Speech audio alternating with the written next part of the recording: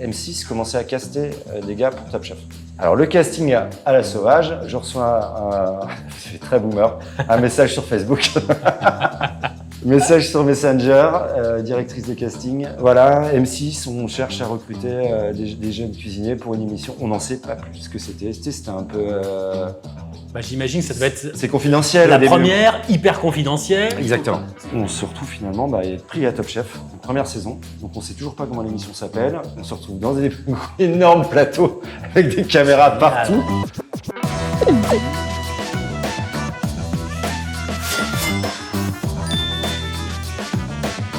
Salut, c'est Toto. Bienvenue dans Les Chefs se mettent à table, l'émission où les grandes toques de la gastronomie française nous ouvrent leur cuisine et leur cœur. Aujourd'hui, on reçoit un chef que vous avez certainement connu en regardant la première saison de Top Chef. On était en 2010, puisqu'il l'a gagné. Je vous parle bien sûr de Romain Tchichenko.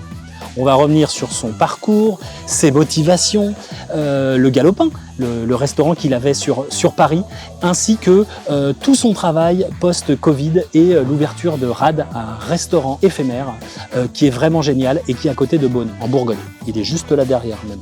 Installez-vous confortablement, mettez-vous à l'aise et c'est parti avec Romain. Les chefs se mettent à table. Romain, un grand merci de nous recevoir dans ce lieu qui est dingue. Ouais. On est disponible sur YouTube, Insta, TikTok, mais aussi en podcast. Donc, est-ce que tu pourrais, pour juste les auditeurs qui ne te voient pas, nous raconter, te présenter, nous dire où nous sommes ici, là? Alors, je m'appelle Romain Tchichenko. J'ai pris 40 ans cette année. Bravo.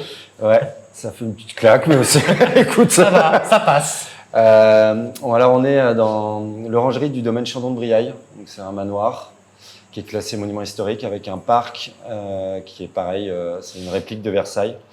Donc c'est un lieu qu'on prend uniquement pendant 3 mois. C'est la 2e année où on est dans cette propriété. C'est un lieu qui est très inspirant et on n'a vraiment pas l'impression de travailler quand on arrive le matin et on ouvre. C'est un petit luxe en fait d'être ici et puis de pouvoir travailler dans des endroits comme ça. Eh ben Romain, bienvenue. On démarre. Merci. Toute première question, tu es prêt? Allez. C'est quoi ton premier souvenir de cuisine? Waouh! Qu'est-ce que ça peut être C'est-à-dire une émotion?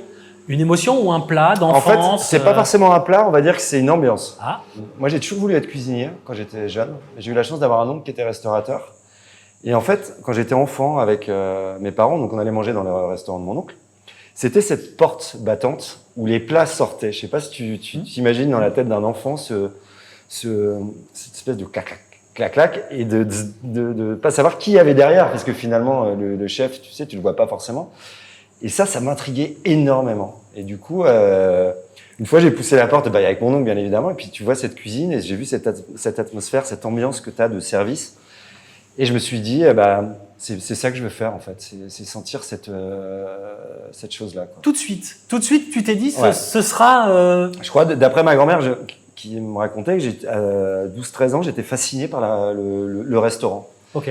Et donc, j'ai eu la chance de faire des sorties de 3e, faire un CAP. J'avais 13 ou 14 piges. C'était les voies qui étaient très dénigrées à l'époque. C'était des voies ouvrières, au final, tu vois, de maçons, de cuisiniers, de choses comme ça. On n'était pas encouragés en 3e pour faire des métiers, un métier manuel.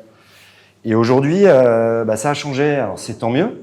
Alors, c'est peut-être grâce aussi aux émissions, c'est peut-être grâce à plein de choses, mais aujourd'hui, l'artisanat est valorisé, et dans les écoles aussi, en sortie de collège et tout. Et je trouve que c'est important que tout ça ait changé et que... Tu te considères un peu comme un artisan, quelque part? Oui, on n'est pas... Nous, on est souvent la vitrine, au final. On a la finalité de ce que les éleveurs, les maraîchers, les pêcheurs, les vignerons ont produit. On a évidemment pas la même durée de travail sur les produits qu'on reçoit, mais on a une vitrine, en fait. Je trouve que j'aime bien ce côté-là d'échange avec le gars qui a pêché, élevé, fait pousser, et de respecter tout son travail et d'essayer de le... Ouais, c'est une vitrine, en fait. Ouais, t'es le dernier maillon de la chaîne. Et je trouve ça assez fascinant ce job-là aussi, en fait. Et c'est cool aussi ce sourcing et cet échange avec les... On reviendra dessus. On retourne en arrière. Ouais. Donc 3e, T'enchaînes donc par CAP, BEP, c'est ça? Ouais, tout à Ok, fait. CAP, ok. BEP, parcours classique, cuisine. Et je fais un stage en juin, tu sais, de fin de formation. Et puis, je me retrouve dans une maison. Et puis, le gars me dit, puisque les lycées hôteliers aussi, c'était à l'époque, il n'y avait pas trop de moyens non plus. Donc, on avait un poisson pour 6. On travaillait pas beaucoup de produits. Ça se passe où? Je suis né à Deauville, donc en Normandie. Donc, le lycée hôtelier était à Lisieux. Ok. Donc, j'étais en internat, tout ça, enfin, c'est tout classique. Et je me rends compte qu'au final, on touche pas beaucoup de produits à l'école. Donc, je fais un stage. Et puis, le stage, le gars me dit, je te propose de faire la saison avec nous et derrière de faire ta deuxième année en apprenti. Donc, du coup, là, en apprenti, c'est 3 semaines d'entreprise, 1 semaine école. Et donc, du coup, ça m'allait très bien. Donc, je fais CAP, BEP, j'ai refait le BP là-bas. Et puis, voilà, je suis resté. Et puis, ça me convenait mieux. Moi, j'avais envie de toucher des produits, apprendre à fileter des poissons, apprendre à, tu vois, à découper les viandes. Enfin, pour moi, la cuisine, tu l'apprends pas avec un cahier et un stylo. Ça en fait partie, bien évidemment. Mais notre base de métier, c'est quand même travailler. La pratique. Ouais, travailler les produits. Donc, du coup, ça m'allait très bien. Et puis, je me retrouve après, j'ai pas mon bac pro à 0,80, pas de rattrapage, tout ça, ça n'existait pas. Donc, du coup, c'est pas grave. Et puis, je me barre à Nice. Donc, j'ai 18 ans, tiens. Je pars à Nice au Palais de la Méditerranée. C'était Bruno Son, un chef alsacien qui avait repris la direction de l'hôtel. Ça venait d'ouvrir. Donc, petite saison à Nice. C'était 2 ans. C'était parfait. Et après Nice. Et t'apprends quoi à Nice alors? La cuisine méditerranéenne que je connaissais pas. Moi, j'ai été quand même en Normandie, donc on est crème beurre. Alors là, crème beurre. Je commence à découvrir l'huile d'olive, tu vois, entre guillemets. C'est un choc des cultures. Non, mais tu commences à travailler les assaisonnements avec les anchois, tu vois, les capres, et c'est hyper intéressant. Et puis travailler les farines de pois chiches, tu sais, les panisses, les socas, les choses comme ça. Donc c'était un choix au final qui s'est fait. Je l'ai pas réfléchi comme ça, mais je me suis dit, en fin de compte, c'est hyper intelligent d'aller voir la cuisine aussi, cuisine du Sud, cuisine méditerranéenne, parce que sinon, je serais resté dans la cuisine du beurre et tout ça. Donc, tu vois, j'avais les 2 bases déjà. J'avais la méditerranéenne et la cuisine traditionnelle normande.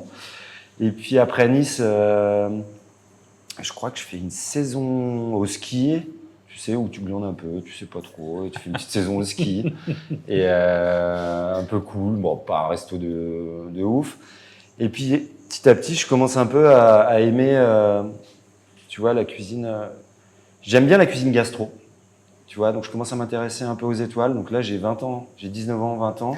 Pour l'instant, t'as pas fait de restaurant étoilé? Non. D'accord. Non, je fais que du resto tradi, choses comme ça. Et puis, du coup, je sais même plus la connexion. Et puis, je me retrouve à rencontrer Nicolas Mas, qui était au Grand Hôtel à Saint-Jean-de-Luz, par connexion.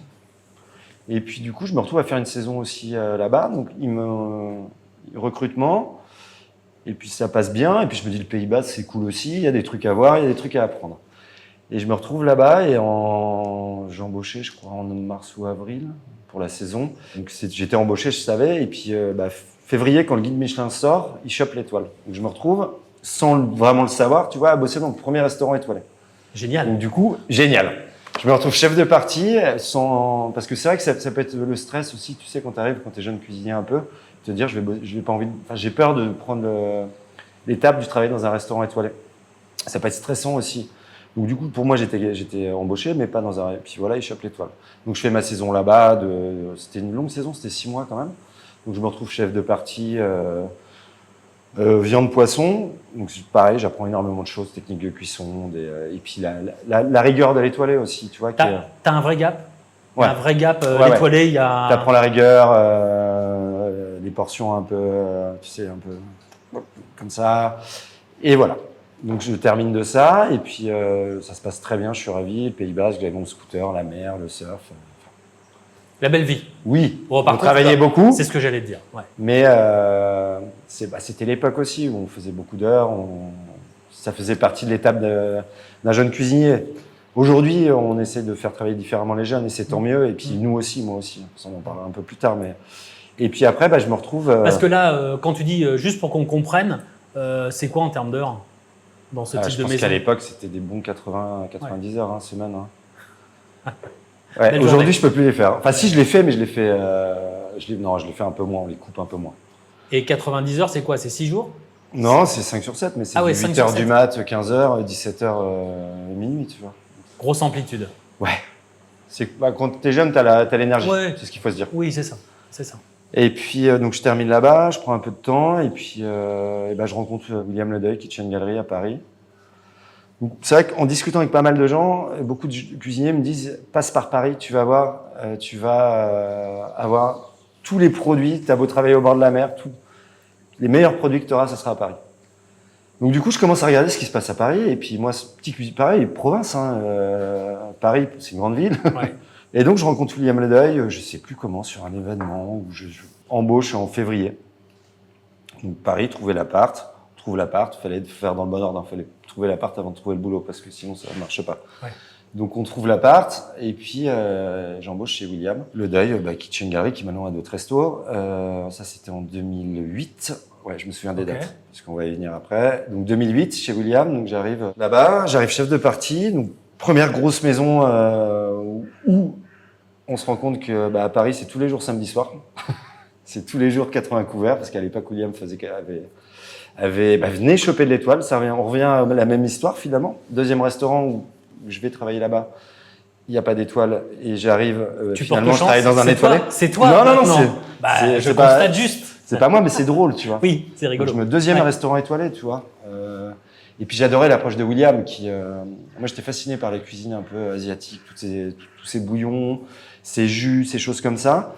Et je voulais apprendre ça, et puis ça se passe un peu comme ça. Je me retrouve chef de partie au chaud, toujours légumes. Donc il y a un gros travail de légumes aussi chez William. Donc là j'apprends énormément de choses. Et la deuxième année, William me propose le poste de seconde cuisine.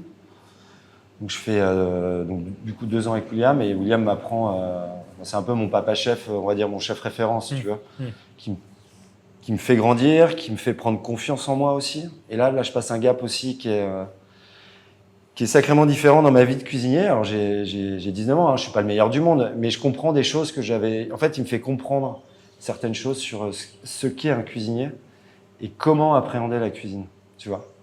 Et carrément au sens large, je veux dire aussi le management ou le travail en équipe, c'est tout ça? Tout ça, ouais, c'est tout ça. Il m'a fait gravir peut-être 5 ans sur une vie de cuisinier.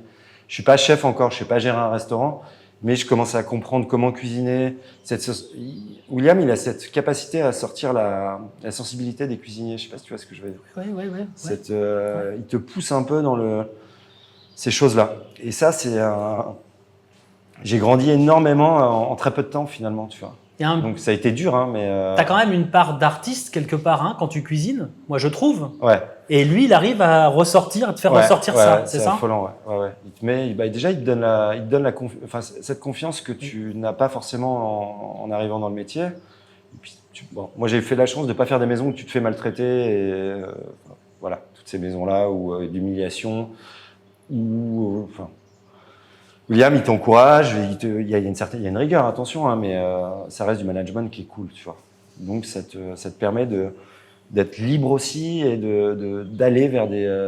Il te laisse tenter des choses. Ouais. Mais ça veut dire qu'il a cru en ton impossible à dire, en ton potentiel. C'est ça que je voulais dire. Ouais. Et puis, j'ai eu la chance de partir. William fait beaucoup d'événements, et j'ai eu la chance de partir au Japon avec lui sur des événements pendant 15 jours. On est parti en Italie. Alors raconte, au Japon, tu fais quoi pendant 15 jours? Pareil, c'est quoi l'histoire? Mais c'est ça que j'avais ça doit être dingue. T'as quel âge? Donc t'as 22 ans quand tu pars au Japon avec lui? J'avais 21 ans. Oh la vache. 21 ans. Donc c'était la première année, je crois. Donc je travaillais là-bas, et puis William me dit j'ai des demandes au Japon, ça te dit de partir au Japon pendant 15 jours. Non, au début, je crois qu'il me dit t'as un passeport. Je dis non, mais je peux en faire un. Et du coup, il me dit si tu t'en fais un, tu pars au Japon dans 2 mois, on part pendant 15 jours au Japon. Incroyable. Donc du coup, c'était déjà un pays qui me fascinait, et je me retrouve à 21 ans, je crois. J'arrive là-bas, premier voyage, on part avec plusieurs chefs français, David Zudas, il y avait Laurent Petit qui à la montagne en Savoie, et il y avait un autre chef. On était 3. Il y avait 3 chefs français. Donc moi j'étais commis, hein, j'accompagnais William pour préparer. J'étais commis. Premier soir, on arrive, on va dîner dans une sushiria, un sushi bar. Et il y avait je me retrouve à côté de Pierre Gagnard. Donc tu vois déjà, au Japon, Pierre Gagnard à côté. Pierre Gagnard, qui était un chef que j'admirais aussi, tu vois. Et je me retrouve comme ça, tu vois. Dîner avec lui.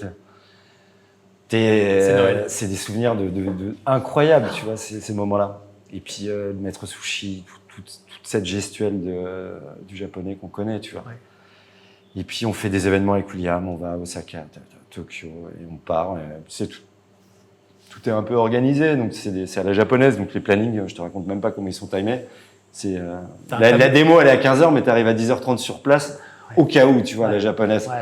Alors, c'est beaucoup d'attente, mais après, les récompenses, c'est que le soir, ils t'invitent, tu sais, donc on a fait toute cette espèce de tour où tu vas manger le fogu, le poisson, tu sais, qui est si mal préparé, c'est toxique. Et t'as mangé des trucs incroyables alors là-bas?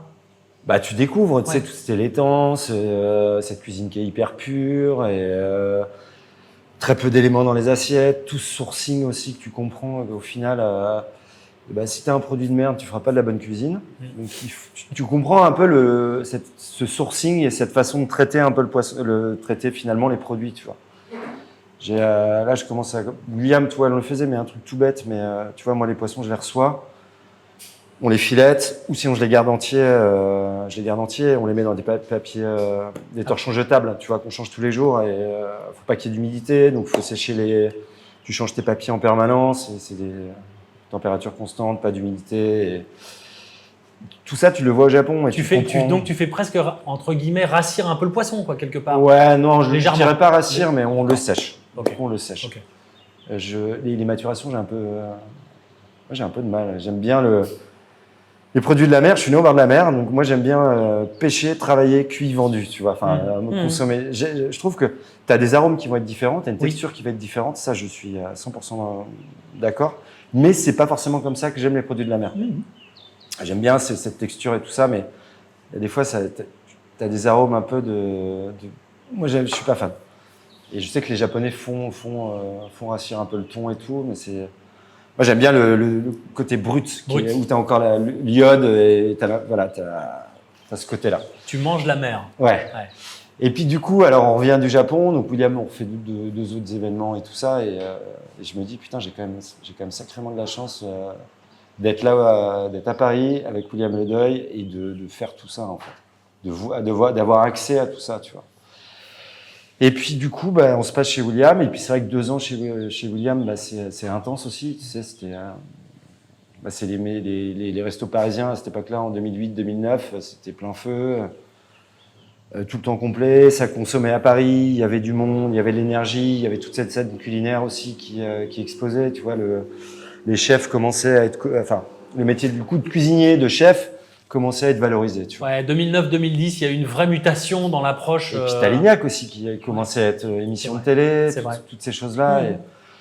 Et du coup, ça, voilà, le chef cuisinier, ça y est, c'était plus un gars bedonnant, moustachu au fond de sa cuisine. Tu vois. J'allais schématiser en disant on passe de Maïté à Cyril Lignac, quoi. Et ça a été une étape. Hein. Bien sûr. Et puis du coup, je pense que tu vas en parler, mais non, c'est toi qui vas en parler. Qu'est-ce qui se passe alors? Finalement.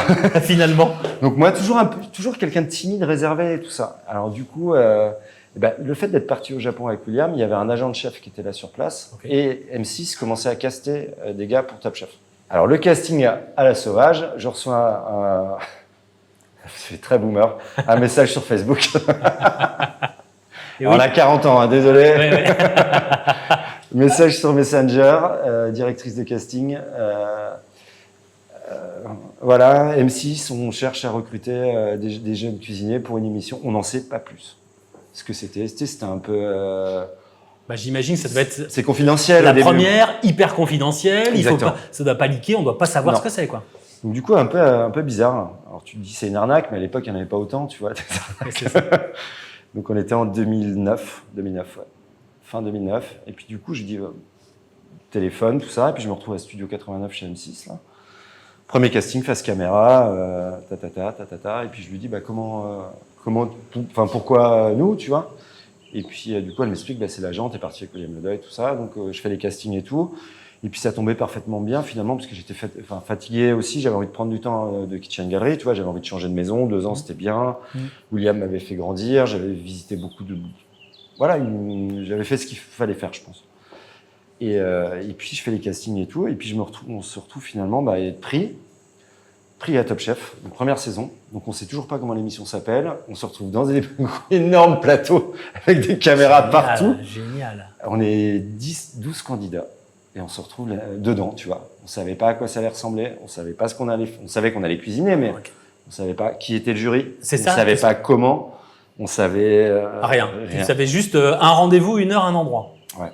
Waouh. Et c'était assez fascinant. Et puis du coup, on se retrouve là-dedans. Et puis petit à petit, on cuisine. On a des épreuves où on connaît pas les sujets. On se retrouve avec des trucs. C'est un peu différent aujourd'hui. Hein. Il y avait pas de brigade. Il y avait. T'étais tout seul. On arrivait. Aujourd'hui, vous devez faire travailler, j'en sais rien, le filet de veau. Donc certes, c'était moins spectaculaire que les saisons aujourd'hui, parce qu'il fallait faire avec ce que tu savais, ce que tu avais en tête. Et le matériel et le. il n'y avait pas de cellules, on n'avait pas de cellules, on n'avait pas de trucs pour faire les sorbets, on n'avait pas de cellules de refroidissement. Tu sais, on avait du matériel semi-pro parce qu'ils n'avaient pas les sponsors qu'ils avaient aujourd'hui. Donc je te jure que c'était du bricolage. Et vous aviez qui comme chef Alors il y avait Piège, il y avait Thierry Marx, il y avait Christian Constant et il y avait Guylaine Arabian. Ok. Et il y avait Cyril Lignac qui faisait des petites épreuves, un peu de management et tout, et qui était drôle. Mais, enfin, même nous, on rigolait de Lignac, si tu veux. Et Lignac, il a quand même fait avancer gravement la position de chef, hein, dans les médias, tu vois. Bien sûr. Tous ces chefs que tu vois à la télé maintenant, c'est grâce à Lignac qui a démocratisé le été métier d'animateur télé, tu vois. Ouais. Donc tout le monde lui crachait un peu dessus, et puis finalement, tout le monde a pris goût un peu à cette émission. C'est toujours pareil, le premier, il est décrié, puis au final, tu te dis, en fait, c'est pas si mal. Bah oui, c'est ça. C'est ça. Et donc, du coup, on fait Top Chef, et puis petit à petit, tu vois, je cuisine, mais j'avais encore cette cuisine Le Deuil, tu vois, qui m'avait marqué. Je sortais, tu vois, pour que t'aies l'idée, je sortais de Le Deuil, une semaine après, je tournais Top Chef, en gros. Ah ouais, la transition. J'étais imprégné William, si tu veux. Tu vois ce que je veux dire? Je comprends. Et donc, du coup, tu fais pas trop ta cuisine encore. Tu fais encore dans le mood de Kitchen Gary, je suis encore sur les condiments, citronnelle, gingembre. Et je me rends pas compte, parce que tu le fais, quand t'as fait ça pendant 2 ans, tu vois, c'est ce qui est logique. Il faut, et puis j'ai 21 ans, donc il faut arriver à se détacher de cette cuisine.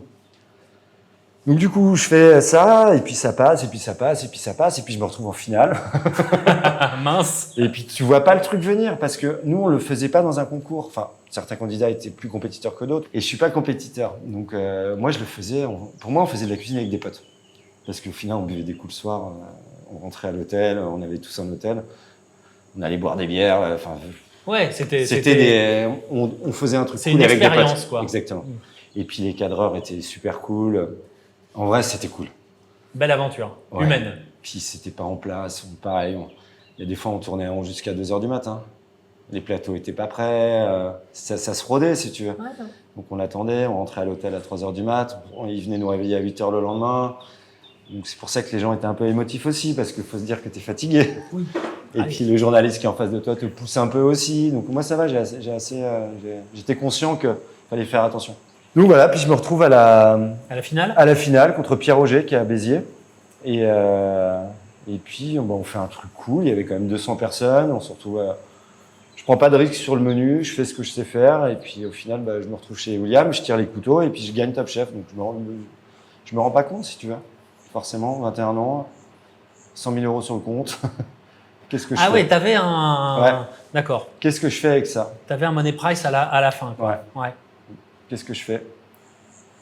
Et du coup, la production met un peu la pression pour que tu ouvres le resto, parce qu'ils vont lancer la 2e saison. Toujours pas de lieu. Donc, tu vois, ils ont lancé...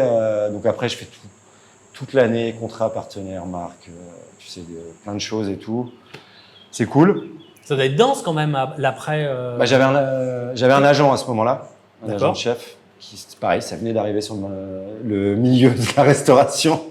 Et heureusement qu'il est là, parce qu'il gère les contrats, il t'amène les contrats, et c'est lui qui te protège aussi, finalement. Parce que tu as la partie contrat, mais est-ce que tu as été vachement exposé médiatiquement? Est-ce que tu fais beaucoup d'émissions ou c'est Non, moi j'ai refusé les émissions. D'accord. Dès le début.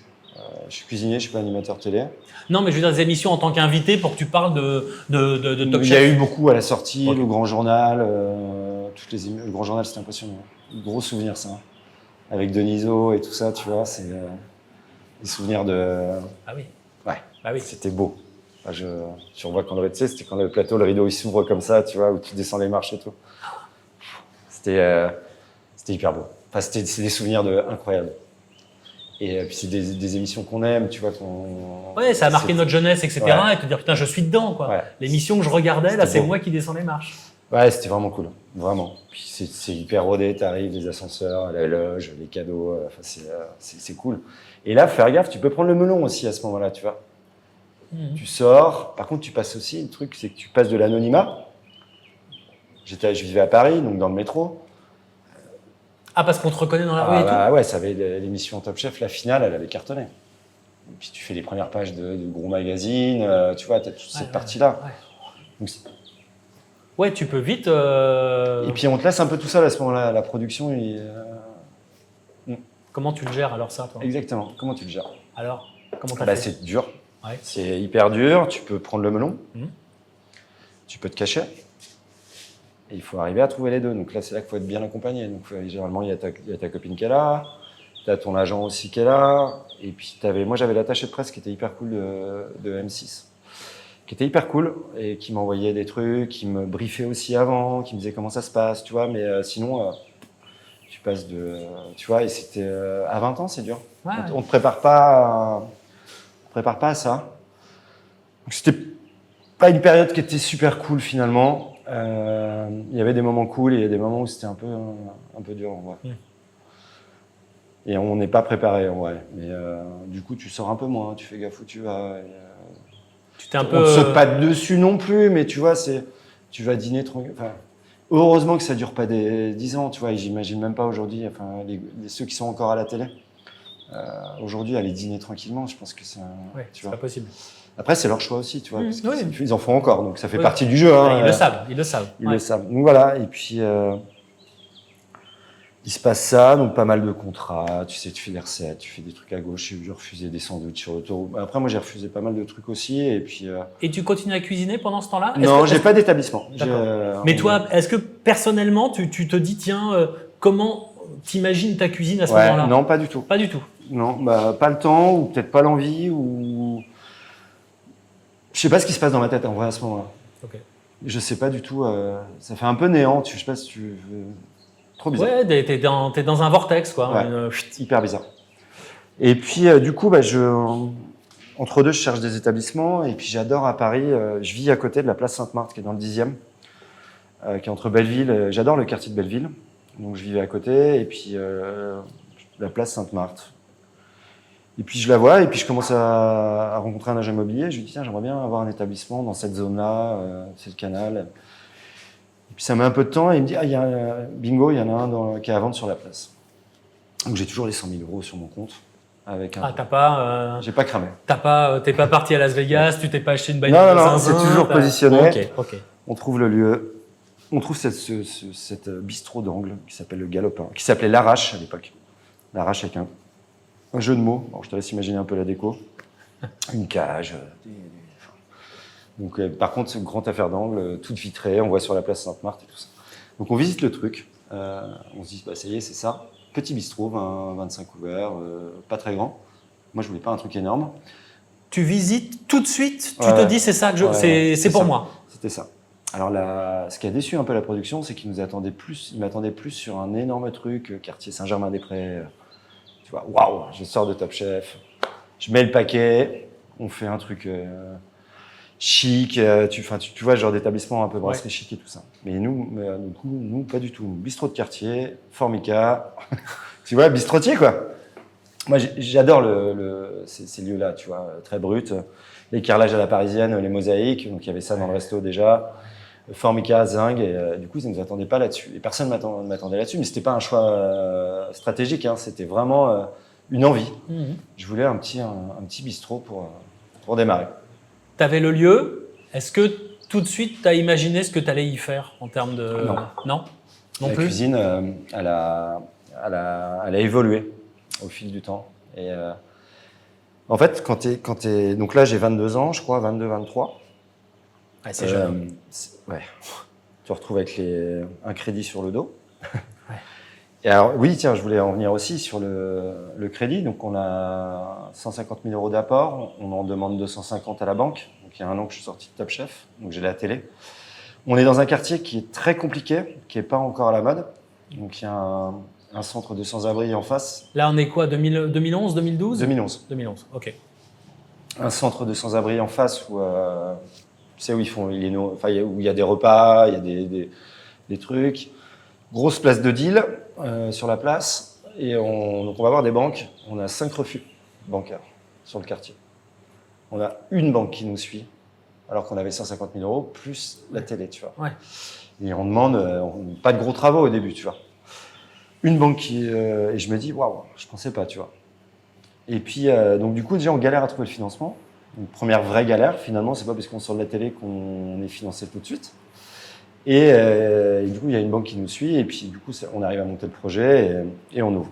Et la cuisine, non, au début, il y a un peu la mouvance du bistrot qu'ouvre à ce moment-là. Il y a Septime, il y a Sven Chartier, on parle du Baratin, il y a le Châteaubriand. Ouais. Et on ouvre un peu tous en même temps. Et puis on commence à avoir, il y a Terroir d'Avenir aussi qui commence à être présent qui commence à se développer. Alors, juste pour ceux qui ne connaissent pas les noms parisiens, Terroir d'Avenir, c'est un des fournisseurs, hein, c'est ça, hein, ouais. Ils font des produits. Ils ont démarré. Moi, je les ai rencontrés à Kitchen Gallery. Ils avaient démarré avec du porc noir de Bigorre et du chou de Pontoise. Ils avaient 2 produits. Et aujourd'hui, ils ont je sais pas combien d'épiceries à Paris. Et eux, ils démarrent leur activité. Et puis, on commence à avoir accès à des produits, tu sais, un peu cool, sourcés. Le chou de Pontoise, toi, qui est vraiment fait à Pontoise, une variété différente. Le porc noir de Bigorre. Et on commence. Tu vois, les cartes commencent à changer aussi sur les menus. On commence à avoir des produits un peu sourcés, toutes ces choses-là. Et puis du coup, en fait, la cuisine, elle se fait un peu naturellement. Tu commences à travailler un porc de ouf. On travaillait déjà des jolis produits, mais tu commences à se dire que le cochon, finalement, il est très bon comme ça. Il n'y a pas grand-chose à faire. Tu fais des réductions, des réactions de Maillère, tu le cuis rosé. Et puis, en fait, cette année-là, tous les bistrots sont un peu arrivés on est tous un peu comme ça. On a eu accès à des produits, des choses comme ça, et puis tu te rends compte que il y avait Candebord qui faisait la bistronomie, mais on est cette mouvance un peu bistronomique, tu vois, des produits d'étoilés, c'est des produits d'étoilés, hein, c'est des produits qu'on paye cher, et puis le moins de travail possible, ça je l'ai eu avec le temps. Quand tu es jeune cuisinier, tu vas en mettre plein l'assiette. Alors j'ai ouvert, moi, tu sais, tu mets des réductions, des trucs, des pommes vertes, des huiles, des trucs, des neiges. Ouais. Donc du coup, tu as un élément, c'était les tout premiers menus, tu vois. Tu as un élément et puis tu as 10 000 trucs dessus parce que tu veux montrer que tu sais faire plein de trucs. Ça, tu mets du temps à comprendre que finalement, moins t'en mets et meilleur ça sera. Et ça, c'est une maturité. Et ça, je l'ai eu peut-être 3-4 ans après l'ouverture. En prenant confiance aussi sur ce que tu fais parce qu'il faut l'assumer de servir juste un morceau de cochon avec un jus de viande. Il faut être sûr de ta cuisson, être sûr de ton jus de viande, et être sûr de ton assaisonnement, tu vois. Mais ça, tu ne l'as pas quand tu ouvres ton resto. Tu tâtes, en fait. C'est presque ce qu'il y a de plus dur, en fait. Ouais. T'as pas le droit à l'erreur. Hein. La simplicité, c'est ce qu'il y a de plus dur aujourd'hui. Hein. Ouais. Et ça,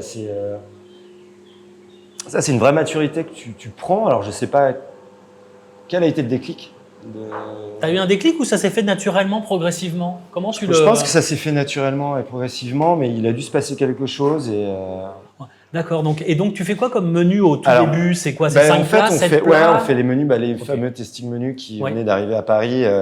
Du coup, ce qui nous permet de... Mais tu sais, les problématiques à Paris, c'est qu'on n'a pas des petites cuisines et pas de stockage froid. On est tous pareils. On est sur des petites surfaces. On a des beaux loyers, donc c'est plus intéressant de garder la surface en partie commerciale, partie de vente, on va dire, de table, que de cuisine. Donc, peu de frigo, très peu de frigo. Arrivage journalier. Donc oui, on fait un menu dégustation. On faisait 2 amuse-bouches, une entrée, poisson-viande, pré-dessert et 2 desserts. Et donc ça change presque tous les jours? Ouais. Ouais, c'était l'idée. Après, on est à Paris, donc tu avais la chance de prendre ton téléphone après ton service à minuit, tu recevais des produits le lendemain, tu vois. Et ça doit être pour toi quand même un sacré confort, non, de pouvoir. Ouais, c'est cool, puis c'est stimulant aussi, tu vois. Tu recevais un SMS. Il y a ça demain. Donc, C'est quoi? Tu as des souvenirs de produits complètement fous qu'on t'a pu te proposer ou tu as dit, ah ouais, quand même là. Moi, ce que j'avais halluciné là-bas, c'était les produits de la mer. Je travaillais avec Lucullus, Valérie. On travaillait 10 ans ensemble sur les. C'est une acheteuse à Rungis. Et en fait, elle prenait les appels jusqu'à minuit et après, elle descendait sur le marché de Rungis Poisson quand il ouvrait. Elle allait acheter et puis elle te livrait le lendemain. Et des fois, j'ai des souvenirs de. Elle t'appelait à 4h du matin parce que tu avais commandé la dorade de ligne. Et puis, il n'y avait pas la cam que tu voulais, mais elle t'appelait quand même à 4 heures du mat. Te disant, j'ai pas ça. Est-ce que je te mets autre chose? Du coup, les appels à 4 heures du mat. Ce qui est hyper cool parce que ça évite de galérer le lendemain, si tu veux. Et je me souviens des appels à 4 heures. Ouais, tu sais, la voix toute.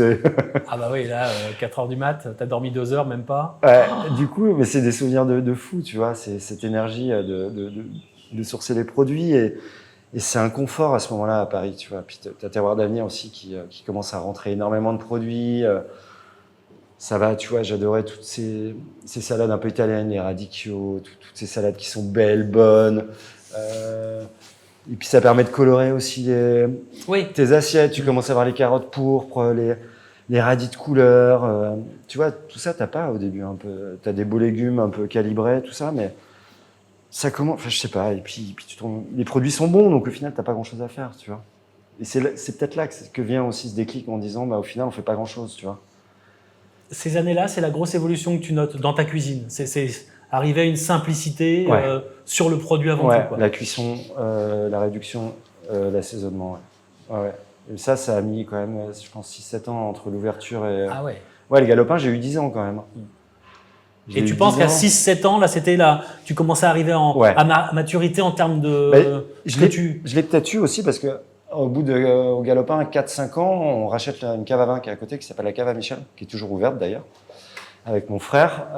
Et je me retrouve où il n'y a pas de cuisine. En fait, on crée une cuisine, une salamandre, une induction, de cuisine, une petite table de 1,50 m, 2 frigos. Et donc, du coup, on travaille les mêmes produits, sauf que on n'a pas on n'a pas le fourneau, on n'a pas la hotte, et on est tout seul en cuisine. Et là aussi, donc, du coup, on fait du poisson cru qu'on jette comme ça, une huile d'olive, fleur de coriandre, tu vois, juste ça. Et c'est la cave à Michel aussi qui m'a aidé. Et puis, du coup, après, moi, je fais l'ouverture de la cave à Michel, j'avais besoin de ça, j'en avais un peu marre du galopin aussi.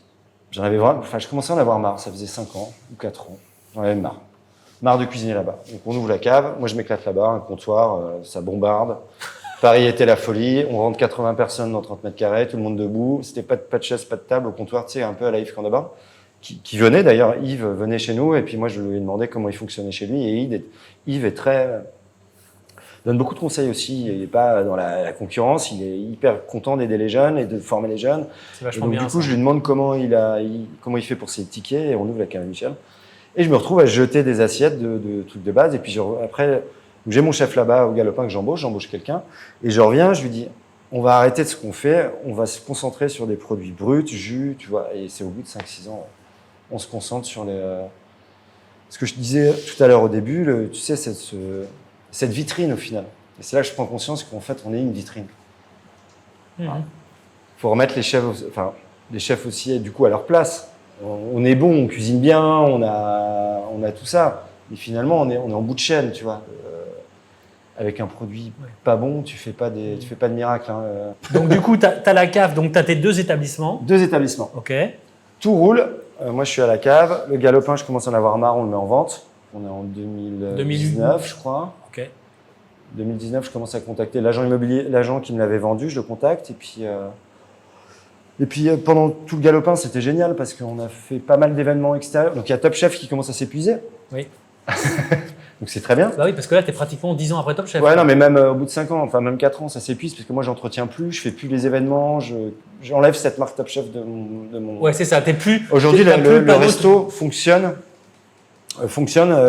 parce que c'est bon ce qu'on fait, tu vois. Donc déjà aussi, ça fait du bien Oui. Tu vois, c'est un truc qui change et les gens viennent parce que c'est bon. Ils viennent plus parce que tu as fait Top Chef. C'est ça. Donc déjà, tu montes aussi un petit gap de confiance aussi. Donc c'est cool, ça fait du bien. Donc beaucoup d'événements aussi. Il y a Omnivore qui démarrait. Donc avec Omnivore, on part en Russie. Je voyage beaucoup avec Omnivore parce que mes équipes étaient en place. Je délègue. Une chose que tu apprends aussi en tant que chef d'entreprise, déléguer. Est-ce que le gars sait cuisiner comme moi? Alors non, c'est sûr que non. Mais tu apprends à déléguer. Tu sais, tu fermes plus ton resto. Moi, j'étais malade, je fermais mon restaurant. Au début. Ouais. Et tu vois, il faut apprendre à déléguer. C'est un truc que tu apprends à 23 ans aussi. C'est-à-dire, je laisse mon resto à mon second, tu vois. Et ça, c'est dur. Hein. C'est vraiment dur.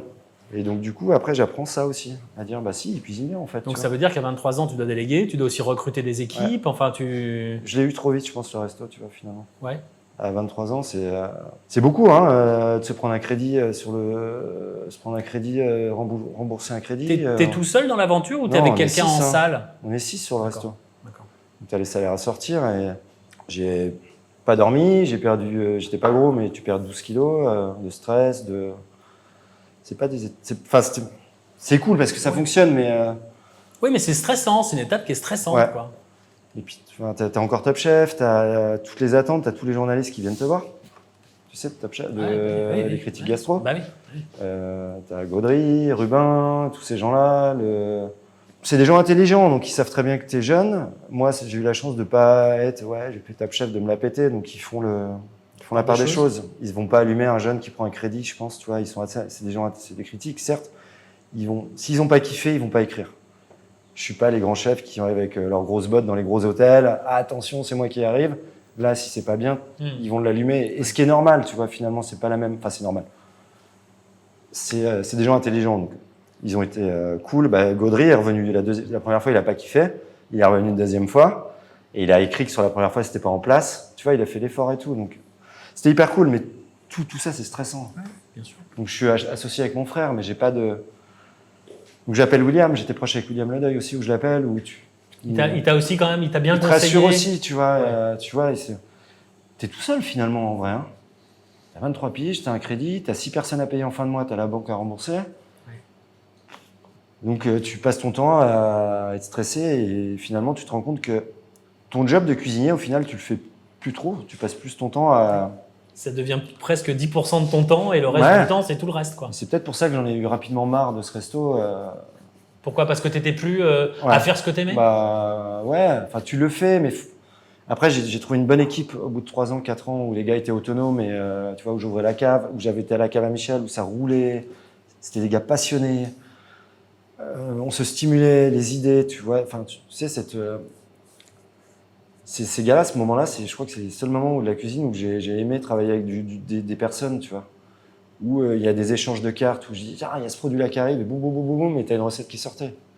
Et ça, je l'ai pu, tu vois, j'ai pu retrouver un gars comme ça, quoi. Et ça doit exister encore, hein, mais vous êtes challengé. Et puis au final, ouais. Et puis après, t'as confiance, tu délègues, tu commences à voyager, faire des événements, donc ça te redonne cette énergie de remettre le tablier, t'as vu ça parce que t'as été dans tel pays, tu remets le tablier et puis t'as envie d'en découdre, quoi, tu vois. Et là, tu reprends ce regain d'énergie et l'envie de cuisiner. Et ça, c'est avec les voyages, avec les changements d'environnement, ce que tu découvres. Il faut de la stimulation, de toute façon. T'as besoin d'être titillé pour pouvoir te faire travailler ton cerveau, ton envie. Clairement. Et là, donc le galopin à vendre, janvier 2020, un acheteur. Il visite. Promesse de vente. Trop bien. Confinement. Plus de vente. Eh ben si. Finalement, ouais. Promesse de vente. On me propose une résidence au Mexique pendant 1 an, dans un hôtel. Donc je me disais, c'était parfait. Timing. C'est fin du resto après 10 ans de vie commune. Le resto m'a fait gagner ma vie. J'ai passé des moments incroyables dans ce restaurant-là. 10 ans, c'est énorme. Ouais. Énorme. On a passé des moments de fou. J'ai des souvenirs de fou. Enfin, c'est incroyable. Pourquoi des souvenirs de fou? S'il y avait un truc comme ça, ce serait quoi? Qu'est-ce que tu penses que... Je crois que je me souviens autant de l'ouverture que de la fermeture. La fermeture, t'as fait une grosse bringue? Tu sais, tu veux vraiment savoir ce que c'est la fermeture? Vas-y. C'est pas une bringue, c'était quand le gouvernement a fermé les restaurants. Ah oui. Et c'était ça la fermeture. À la base, on le vendait 1 mois après, et moi je partais au Mexique, et du coup, tout a été annulé. Et non, j'ai fermé le galopin là-dessus. Et il y avait des gens qui étaient là, et des clients, et du coup, là, on a fait la fête avec le peu de gens qu'on était là, on leur a dit, écoutez, si vous avez assisté au dernier service du galopin, il est vendu dans 2 mois. Et c'était ouf. Au moment du lockdown. Et moi, je m'attendais pas du tout on s'attendait pas à une fermeture comme ça. On voulait faire une fête, et c'était ça la fermeture. Après 10 ans c'est triste hein, finalement, tu vois. Ouais. C'est triste. Et les souvenirs, c'est des galères aussi parce que c'est pas que des histoires d'amour hein, avoir un resto. Tu sais, il y a eu la période de Paris des Gilets jaunes, il y a eu la période. Je vais en parler avec émotion, mais il y a eu. Un truc qui m'a marqué à Paris, c'est les attentats, tu vois, du petit Cambodge. Oui. Bah oui, parce que c'est. C'était à côté. C'est juste à côté. Ouais. Bien sûr. C'était vraiment dur. Ouais. Et là, c'est ce qui m'avait conforté aussi dans de partir de Paris, de vendre. C'était, Ouais, dingue. Ouais. Enfin, c'était. Donc du coup, c'est fini et normalement, tu te dis, je pars au Mexique pendant 1 an à faire un truc de zinzin. Ouais. Et on sait pas, on part avec Julia, donc ma compagne. Oui. On part là-bas, elle est sommelière. Et puis on devait partir là-bas. Trop bien. On se dit, on rend l'appart à Paris. On verra ce qui se passe. Tu sais, j'ai plus rien, j'ai plus de crédit, plus de staff. Ouais. T'es dans une liberté qui est incroyable. Tu revis quoi. Ouais. Ah ouais, clairement. Tu as re-envie de choses. Je sais pas si tu t'es plus dans ce côté routinier, obligation. Parce qu'au final, t'es obligé d'être au resto. T'es obligé de travailler. Et là, t'as plus rien. Donc du coup, Mexique. Et puis le Mexique, confinement, interdit de voyager. Donc ça décale. Et puis on se retrouve en août. Les restos fermés. Moi, étant indépendant, pas un copec, pas de chômage.